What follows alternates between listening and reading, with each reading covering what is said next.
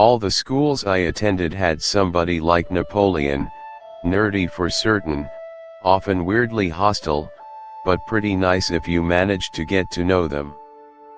If you ever wondered what it'd be like to be that guy, or girl, Napoleon Dynamite will show you. It will also make you wince, laugh, clap, and maybe even dance for happiness. Napoleon's home life is odd.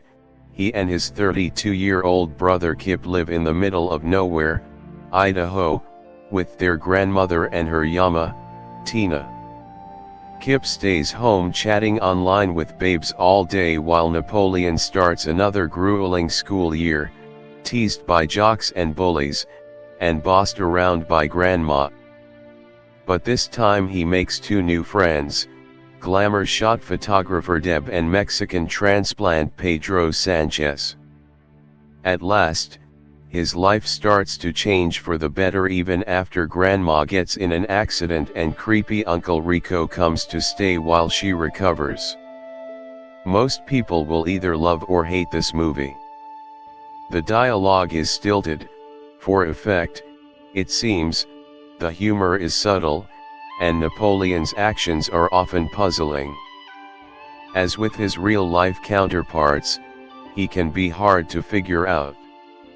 Yet he's always true to himself, sometimes with bad results.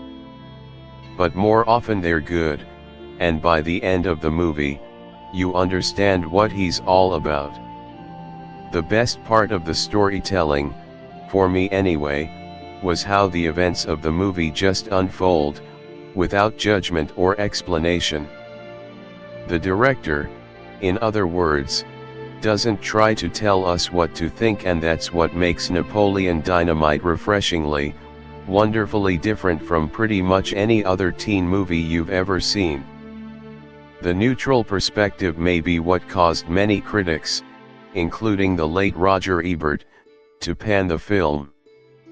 I guess that's understandable for people who are more used to codified teen films like Ferris Bueller's Day Off, where Ferris's perspective dominates so much that he even tells the audience when to go home.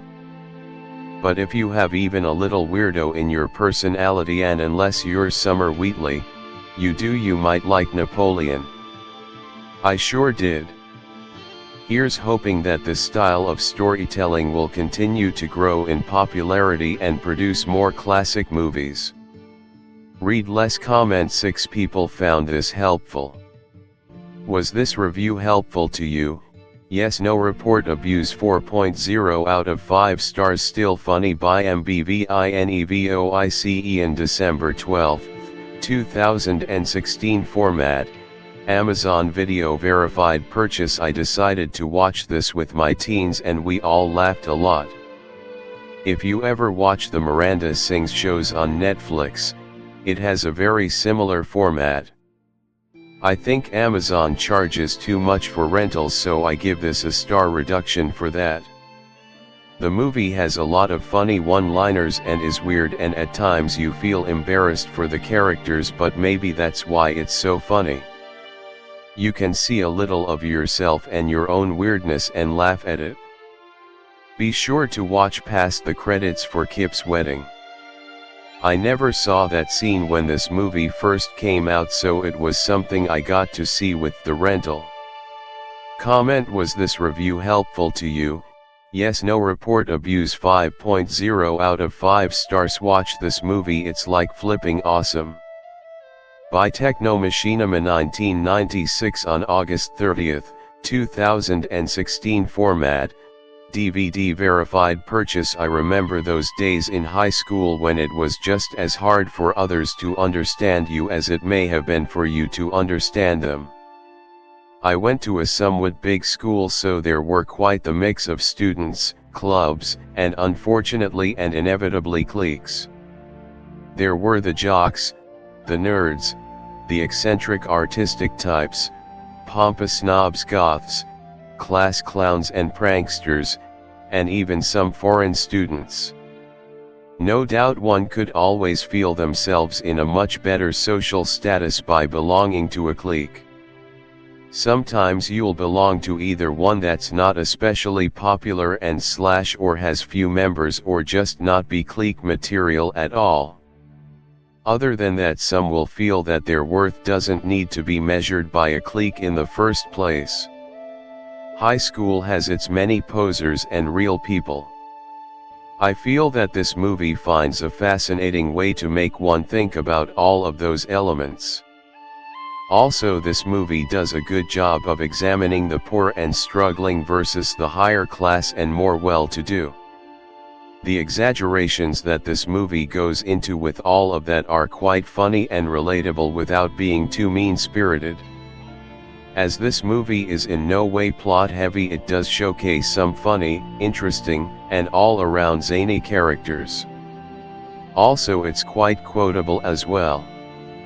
In this movie you are introduced to Napoleon Dynamite, a social outcast who's moody and deadpan, gets bullied at times, likes to make up stories, and has few friends.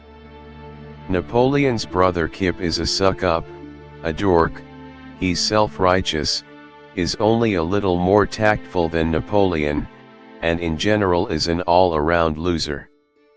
Uncle Rico, who frequently relives his high school football heydays, he's a freeloader, an instigator, and while he and Kip get along just fine, Uncle Rico and Napoleon totally hate each other.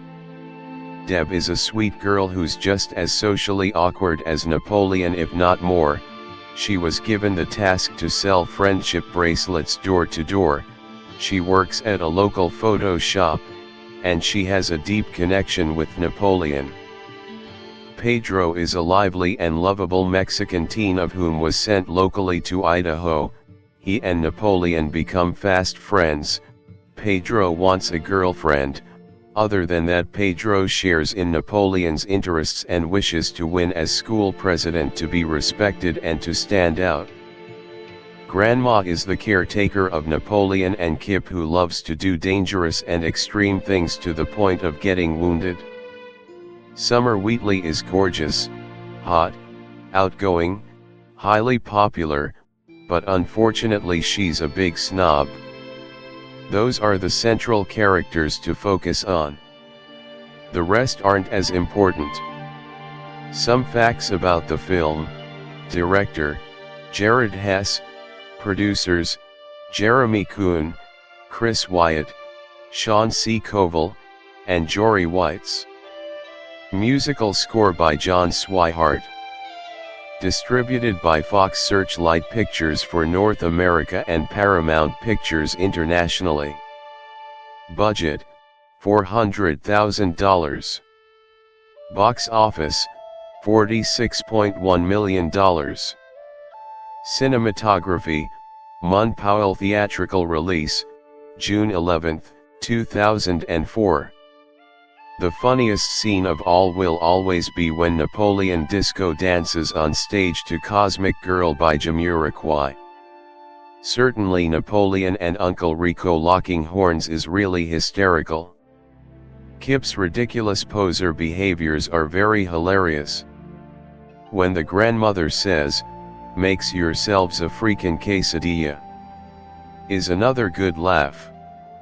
The friendship between Napoleon and Pedro is a great reminder of what a worthwhile and loyal friendship in high school is like. Deb may not be very pretty, but she is that sweet girl that is the right kind of girl to want to have as a girlfriend. Napoleon keeping his tater tots in his pocket certainly reminds me of any time that I didn't have time to eat all of my lunch, so I would bring a Ziploc bag and pack it for later.